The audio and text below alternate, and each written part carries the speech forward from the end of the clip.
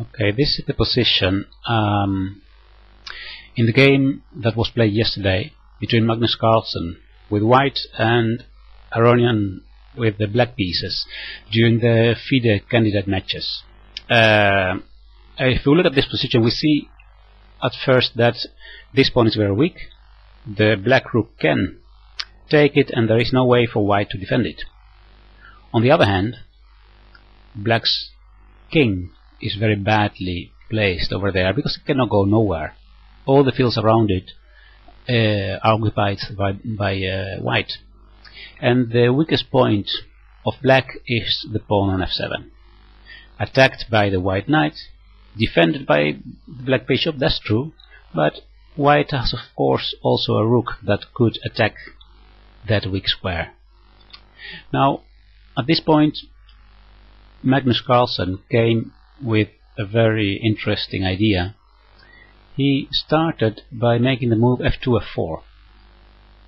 Black took on c3, and then came h5. Black took on h5, and then rook f8. The black rook went to a3, giving space for his own pawn to continue.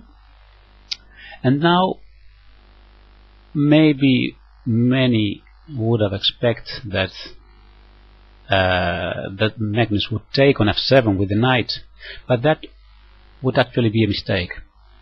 To take on f7 here makes it very difficult for white to win, because the king can go to g6, and after rook d7 black can go to the back rank, and after f7 the black rook goes to c8, supporting his own pawn and keeping an eye on f8, not allowing white to promote.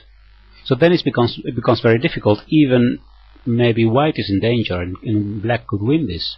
So that means that it's not that easy. I go back to the position after rook a3.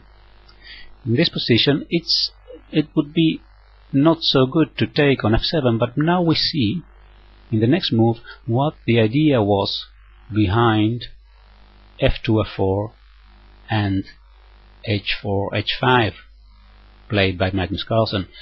The idea is this next move, which is a beautiful one. It deserves an exclamation mark, I find.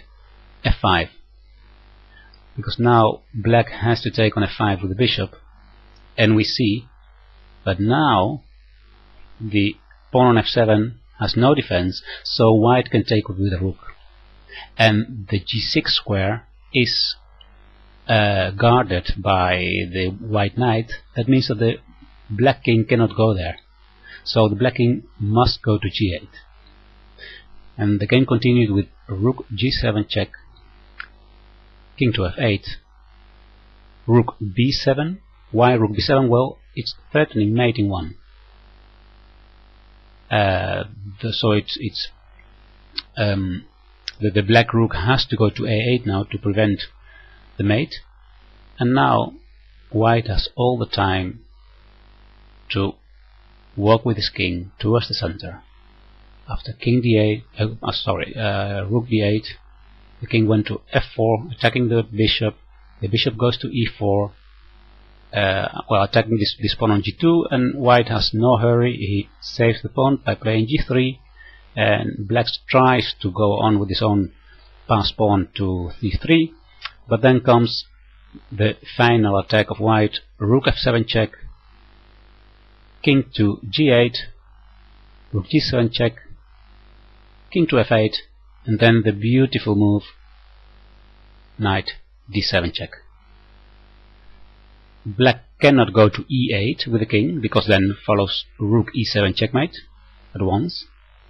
So the only possibility is to take this knight of the rook, and after rook takes d7, Aronian resigned, and that brings the match to a tie of 2.5 points against 2.5 points, and I'm very curious how the rest of the match will develop. I'm a great fan of Magnus Carlsen, a young boy. He's a prodigy, and I think he makes very interesting, very good chances to to win this match. I don't know. Some other people say he's too young still, and he has a lot to learn. But if I see this kind of games, oh, it's nice. It's very, very nice.